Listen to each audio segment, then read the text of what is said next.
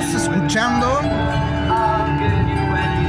el día de hoy el disco de Piper at the Gates of Dawn, disco del año 1967, publicado por la banda inglesa Pink Floyd, en una época en una breve, corta época, en que la banda estuvo liderada ni más ni menos que por el señor Syd Barrett, un personaje legendario de la música rock inglesa de finales de los 60s,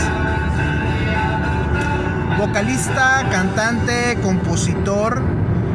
Sin duda Syd Barrett supo tomar sonidos del rock de los 60s y traducirlos, mezclarlos, combinarlos con los sonidos más modernos que empezaban a despegar a finales precisamente de los 70s, generando una especie de psicodelia bastante salvaje, caótica, anárquica, pudiéramos decir, que ha influido en muchos personajes. Los Sex Pistols en algún momento quisieron que Syd Barrett les produjera un disco, los Dabney también.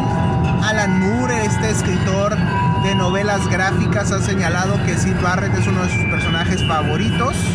David Bowie también era un fan, admirador de Syd Barrett, al igual que el señor Mark Bolan de los T-Rex. Entonces la verdad es que Syd Barrett sacudió realmente la escena inglesa, se convirtió realmente en una de sus grandes figuras de culto, figuras importantes, y bueno, logró esta trascendencia musical. A mí en lo personal de Piper at the Gates of Dawn me encanta. Recuerdo que en algún momento cuando at the Drive-In se separó, esta banda de post-punk de ahí del Paso, Texas, se separó. Ellos señalaban que su máximo deseo era hacer un disco que sonara a The Piper at the Gates of Dawn. Y bueno, bajo esta premisa fue precisamente que dos de estos cuates de At the Drive-In, que habían tomado una canción, habían tomado el título de una canción de Poison, pues decidieron emprender esta banda que se llamaría Mars Volta, de Mars Volta. Y bueno, su intención era crear música muy similar a la que había hecho Syd Barrett en este The Piper at the Gates of Dawn. Un disco bastante importante, trascendente, como les digo. Uno de mis discos favoritos de mediados de finales de los 60s.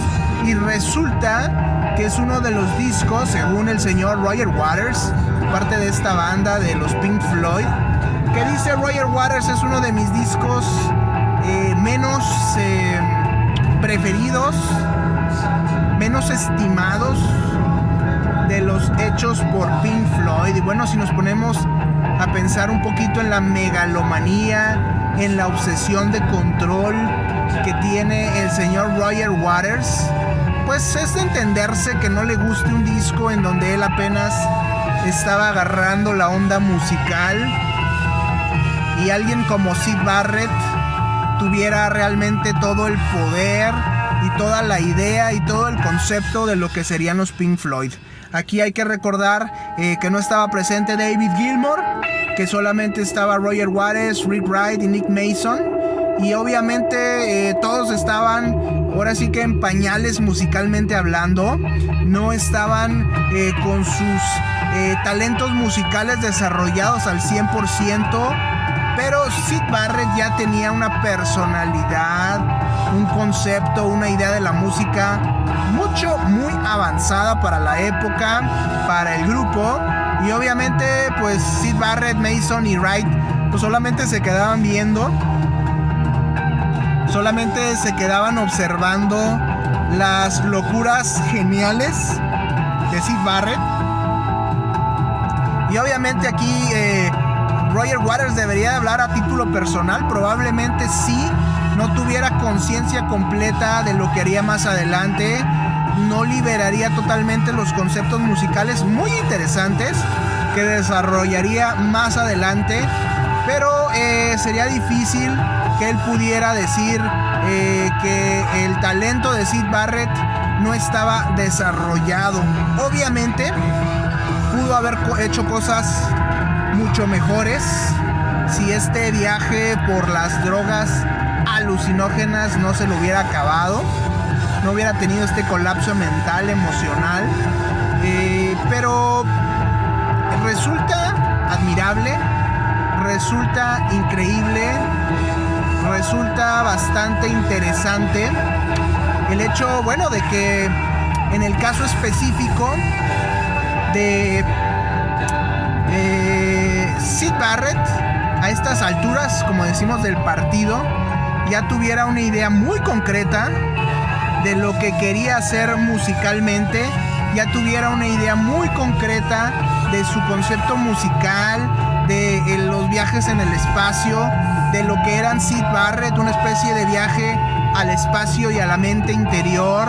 Y tan importante sería, no mames, Roger Waters, tan importante sería el concepto musical y la persona de Syd Barrett dentro de Pink Floyd y dentro de la música de vanguardia inglesa de aquella época tan importante sería que no olvidemos, por ejemplo, que casi toda la carrera de Roger Waters, todos los grandes conceptos musicales que nos traería Roger Waters, vendrían inspirados precisamente de la persona de Syd Barrett. Sí, si escuchamos Wish You Were Here, está pensando Roger Waters en Syd Barrett. Si escuchamos Dark Side of the Moon, está pensando el señor Roger Waters en Syd Barrett. Si escuchamos The Wall y este concepto del artista que se aleja, que se aísla, está pensando el señor Roger Waters en Syd Barrett. Así que aunque Waters tenga algo de celos ahí de la figura legendaria del señor Syd Barrett, pues Barrett le debería de cobrar regalías por muchas de las ideas fenomenales que tendría Roger Waters más adelante. No estoy diciendo que Dark Side of the Moon o que Wish You Were Here o que The Wall no sean auténticas genialidades, porque en realidad lo son. Me parece muy interesante, me encanta lo que ha hecho en algunas ocasiones Roger Waters con los Pink Floyd. Y bueno, si Syd Barrett le sirvió de inspiración, pues obviamente el talento de Roger Waters es el que se ha puesto de manifiesto en estos discos. El talento de los demás miembros de Pink Floyd se ha puesto de manifiesto también en estos discos. Obviamente la adición de Gilmour, el trabajo de Mason, el trabajo de Wright, pues también se ha puesto muy de manifiesto. Aunque pareciera que Roger Waters no está muy a gusto, porque sigue por ahí deambulando, acosándolo, incomodándolo quizá, pero también inspirándolo. Sigue por ahí rondando el fantasma de Syd Barrett.